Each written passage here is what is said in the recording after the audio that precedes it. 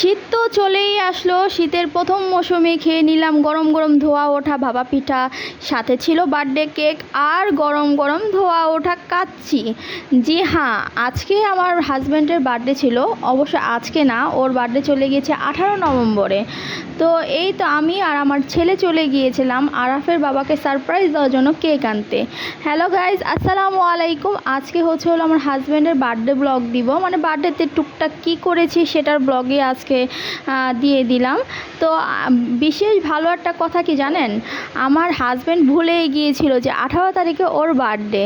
তো যখন আমি রাত 12টা বাজে ওকে সারপ্রাইজ দিয়েছিলাম, ও পুরা অবাক হয়ে গিয়েছিল যে কালকে কি আমার বার্থডে, ও আমাকে মানে জিজ্ঞেস করতেছিল।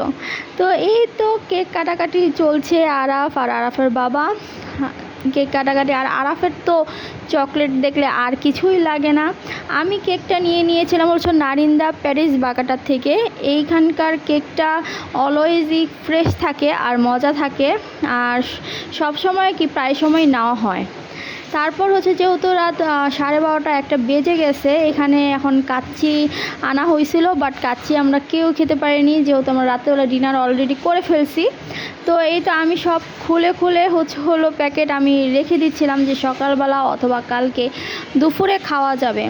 তো এই তো সকালে আমি সব গুছিয়ে নিচ্ছি। গুছিয়ে কি, যেহেতু শীত চলে আসছে, সব শীতের কাপড় জামা সোয়েটার আমি বের করে নিচ্ছি। আর এগুলো ধোয়া ছিল, আমি ওয়াশ করে রেখেছিলাম গত বছরে, কিন্তু এখন যদি একটু রোদে না দিই তাহলে এটাতে একদম একটা স্মেল আসবে বা পরে একদম কমফোর্টেবল ফিল হবে না। তাই সবগুলো আমি আরাফের যে জামা ছিল সোয়েটার ছিল সেগুলো আমি বের করে আমি ঘরেই জানলা দিয়ে রোদ দিয়ে দিচ্ছিলাম। আমাদের ঘরে প্রচুর পরিমাণে রোদ আসে জানালা দিয়ে, তো আমি আর ছাদে যেতে পারিনি। তো এই তো আমি জানালা দিয়ে সব গুছিয়ে নিচ্ছি আর রোদে দিয়ে দিচ্ছি। আর বললাম তো, যেহেতু আমি একটু সিক, আমি তেমন কোনো আয়োজনই ওর বাবার বার্থডেতে করতে পারিনি এবার। তারপরও ওর বাবা হ্যাপি যে অন্তপক্ষে আমি এই জিনিসটা মনে রাখছি। তো সব গুছিয়ে নিলাম। সব গুছাতে আমার আজকে ডক্টরের অ্যাপয়েন্টমেন্ট ছিল, তো সেখানে আমি চলে যাব।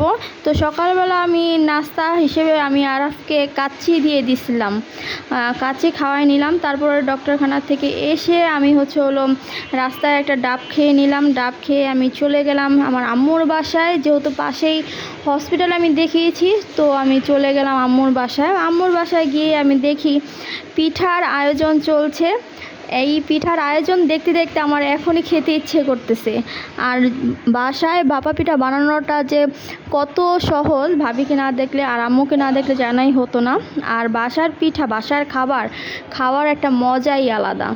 তো এই গরম পিঠা হয়েছে, দেখেন পিঠাগুলো কত সুন্দর লাগতেছে দেখতে। বললাম না, আমার এখনই আবারও লোভ লেগে যাচ্ছে। তো এই তো আমি গরম পিঠা খাচ্ছি। আর আজকের ভিডিওটা এ পর্যন্তই। সবাই ভালো থাকবেন। আল্লাহ হাফেজ।